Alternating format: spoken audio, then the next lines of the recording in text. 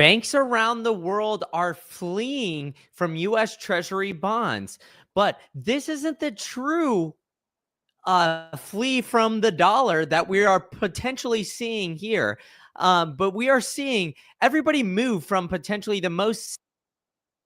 Oh, well, now I'm getting a bad echo.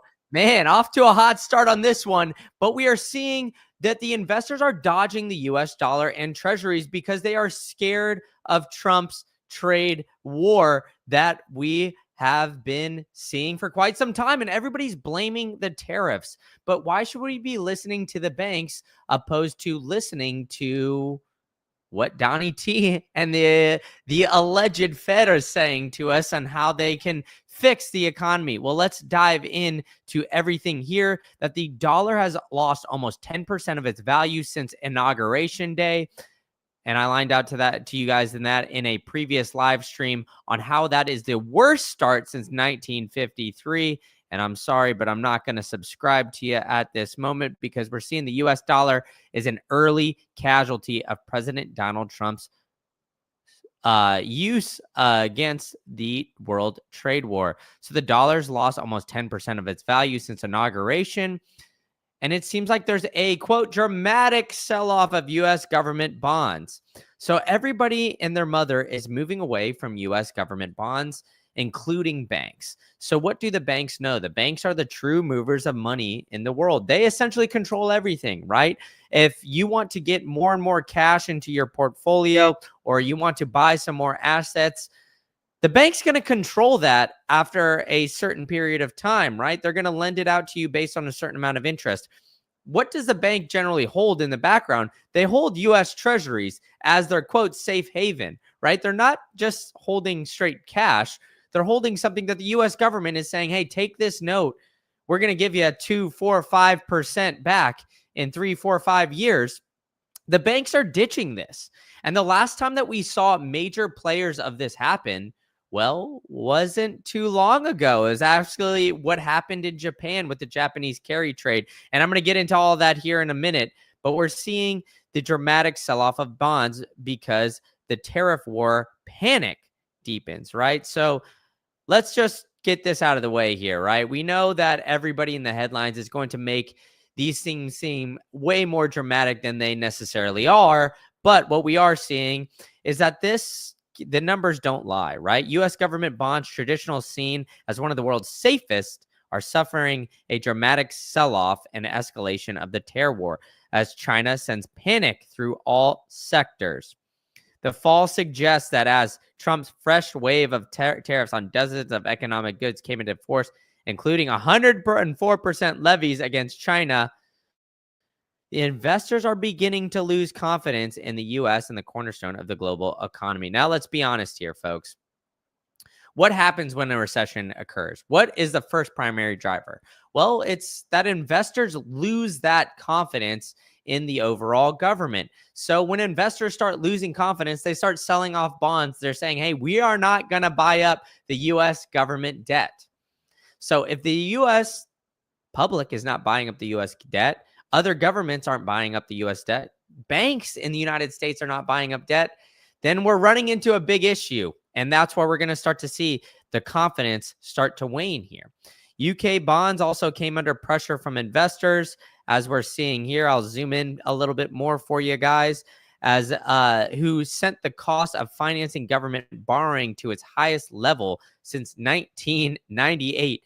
Heaping further pain on Rachel Reeves as the chancellor struggles to prevent her budget plans from being wrecked by panic on a global market. So as we see, the 10-year rose to 4.16, and that's interesting, right? Because a lot of the U.S. debt comes to rise here in the next 4 to 5 months. And Donald Trump has been actively trying to get that 10-year treasury bond underneath that 4% mark. He got close at one point in time, but we're seeing a lot of volatility in that. We're seeing a lot of volatility in the Dixie, which we'll get into a little bit later.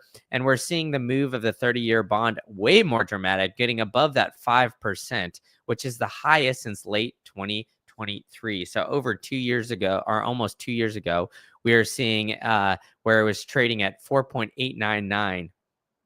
I mean, we're seeing things absolutely get volatile here. But the real question we got to ask are our investors really getting away from US assets, right? We take a look at why some investors are pulling out of US assets and ditching them isn't as simple as it seems, right? So the US dollar is falling, excuse me. And it's a bit odd, right? Because everybody's saying the world's getting risky, yada, yada, yada. US government bonds are going to be converted into dollar and the dollar gets stronger. That's how it's always worked. But not so fast, my friend. What we're seeing this time is investors swapping the dollar assets they hold for anything else, gold, even Japanese and European bonds. So let's start with the US bond market. Basically, bonds issued by the US are the most traded and trusted bonds in the world. The market is worth over 28 trillion. The reason isn't such a huge market. It's export heavy, like China and Japan earn huge amounts of dollars for selling goods to the US, which that has gone down, as we know, right? The amount of goods sold has gone dramatically down, and now they want to cover this headline for me. What's going on in the US Treasury market? The bonds are falling, right? Traditional finance is fleeing from the United States. And I think that's very interesting that we don't see banks necessarily coming to the rescue this time. Previously, we've seen banks scoop up US Treasury bonds, but everybody is selling them off. So the US Treasury debt is averaging around 900 billion in transactions per day. And in recent years, it's 1.5 trillion. It's gone down dramatically. And like I said to you guys before, last time we saw this happen, Japanese investors sold off 20 billion worth of foreign debt. And that Japanese carry trade saw dramatic swings in the market, right? That Japanese carry trade was one of the biggest swings that we've seen in the market in our lifetime. The last times we've seen swings this big was 2020, 2008, and the dot-com boom.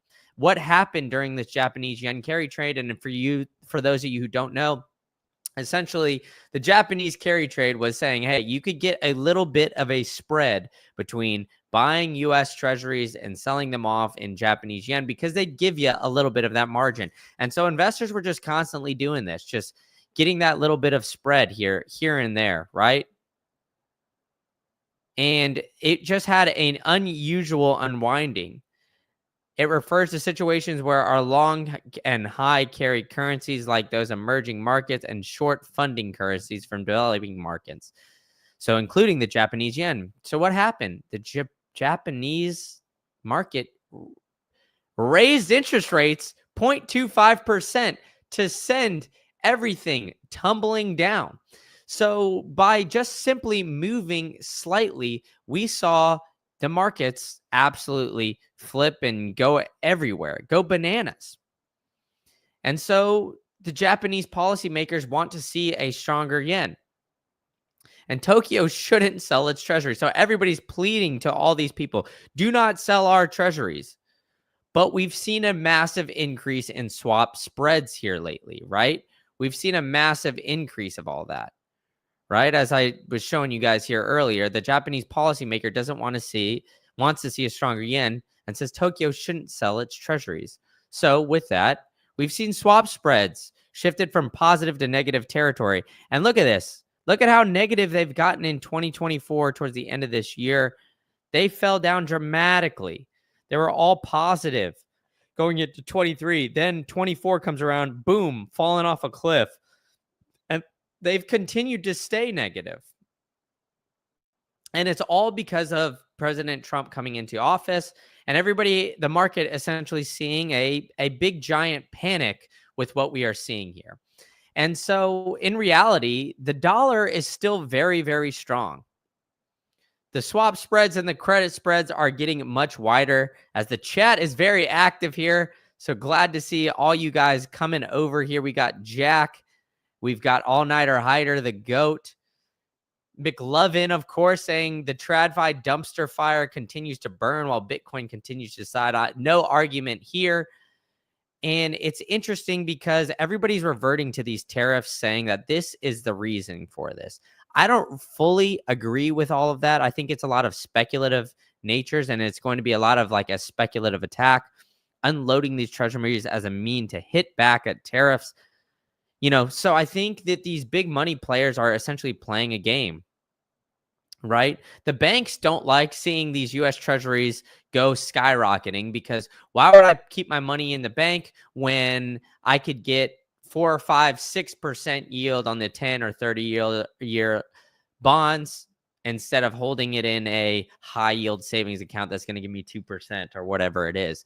It seems like doubling that percentage is much, much better, right? So these big banks are selling off these treasuries, and they're seeing an issue in the economy, so they're selling these off.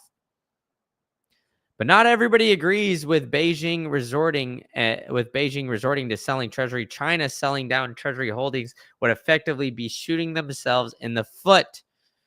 The incoherent and volatile nature of policy making is significantly denting the appeal of treasuries as a safe haven. Should the market's trust issues with the US deteriorate, it could catalyze another wave of sell-offs. Yeah, so it seems like there's losing a lot of potential people here, right? TF is saying the US dollar is no longer the safe haven asset. What now? Amen to that. I mean, it seems like I said, the US dollar is losing its strength here. A lot of people are essentially selling it off. And what we're looking at, the Dixie going pretty volatile, down again a little bit today, 0.5%, which is actually, I know we got a lot of Bitcoiners here in the chat. It's actually a pretty big move, right? You don't want to see the dollar losing 0.5% in a daily basis. The tariffs are an easy scapegoat at some extent, it seems. I agree. Like, the tariffs, I don't think are helping, but I also think that, there is some issues with it. The tariffs are putting some stress on the market. It's something easy to point at, right? Everybody wants to blame something for the reason, right? I mean, the massive amounts of people lending out these banks and all these different things during the 2008 crisis, the homes getting extremely overvalued. That's what they pointed to in 2008. Now we're seeing differences, and we're seeing other people point out different things now, right? We're seeing people call out on the tariffs saying, hey, this is the reasoning why. In reality, the dollar is losing percentage because it's 3-year lows against the euro. We're seeing the drop is especially striking because countries that impose tariffs usually see their currency rise, but the wobbly rollout of the tariffs. Yeah. Everybody's trying to look at these things, right? I mean, it's interesting. We've got the first time in history where we've got a fiat currency as a global reserve currency. So McLovin saying not all tariffs are the same. Those imposed on discretionary goods or acceptable. Those imposed on natural resources we don't have is shooting ourselves in the financial foot. I agree. I mean, and I think like all of these things were warranted. We had a weak dollar prior, right? The difference is that, we inflated it away. We printed 40% of our overall money supply back in 2020 to 2021. And the reality of the situation is that everybody took advantage around the globe of that. They saw with the writing on the wall, right? So all of these countries, started to take advantage and say, hey, okay, we usually follow the United States, but they had massive amounts of inflation. Everything that they are reporting is fugazi, right? It's not necessarily real what these guys are lining out on a daily basis. So because of that, we're seeing other currencies and other guys try to play some hardball. So we're seeing all of this play out in real time. And I think that the banks not coming to the rescue here and trying to scoop up treasuries is an interesting little wrinkle here. We're going to start to see more and more people, their true colors start to shine, right? The banks are worried because, they're not having other investors coming out.